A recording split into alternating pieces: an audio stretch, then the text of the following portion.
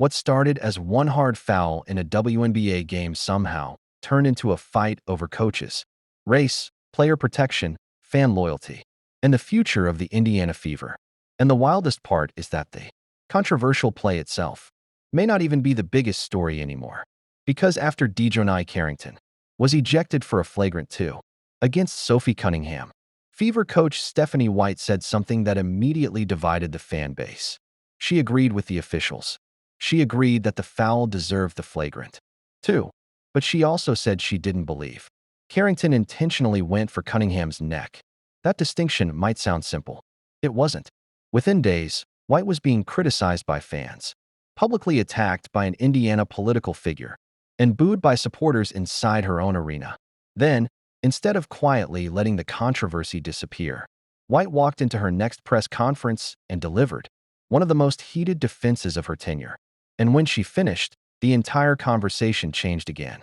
So what actually happened between Sophie Cunningham, Sophie Carrington, and Stephanie White? And why did one foul turn into a controversy big enough to threaten the relationship between a coach and her own fan base? It started during Indiana's game against Chicago. Cunningham was pushing the ball on a fast break. When Carrington came across defensively, Carrington made contact high on Cunningham during the play, sending her to the floor. The officials initially called a flagrant 1, but after reviewing the footage, they upgraded it to a flagrant 2. That meant Carrington was ejected. The important part is the wording. The officials judged the contact unnecessary and excessive. That does not automatically mean the officials determined Carrington was deliberately trying to injure Cunningham. Those are two different questions, and that distinction became incredibly important later. Cunningham got back up, and emotions immediately started rising. She reacted angrily to the contact, while teammates stepped in before the confrontation could become something bigger. For a few minutes, it looked like a standard WNBA controversy. Hard foul, replay, ejection, arguments. And eventually, everyone moves on. Except nobody moved on. Because after the game, Carrington posted a message on social media, referring to white privilege and tagging the Fever. That transformed the conversation almost instantly. Now people weren't just debating a basketball decision. They were debating whether race had influenced the punishment. Cunningham pushed back on that interpretation, saying she didn't believe race had anything to do with the decision, and pointing out that she had also been ejected for a dangerous foul in the past. Carrington did not give reporters a detailed post-game explanation, while her team said the social media situation would be addressed internally. And that should have been the end of it. But then Stephanie White spoke. White said, but the Fever weren't finished. After days of criticism, questions about Stephanie White's leadership, and boos from parts of the home crowd, Indiana had one simple way to answer all of it: play basketball. And that's exactly what happened. The Fever walked into their matchup with the New York Liberty surrounded by noise. White was facing questions about her job. Fans were arguing about her response to Sophie Cunningham's foul. Social media was dissecting every sentence she had said. And yet, once the ball went up, all of that disappeared. At least for a little while. Indiana came out firing and eventually beat New York 106-92.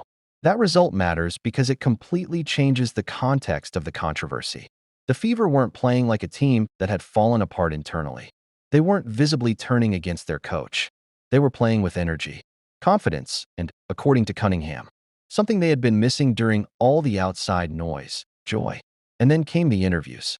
Cunningham was asked about everything that had happened, and her answer was probably the clearest indication. Yet that the internet's version of the story wasn't necessarily the locker room's version. She said the locker room was tight. She said the players had each other's backs. And she said White loved her players.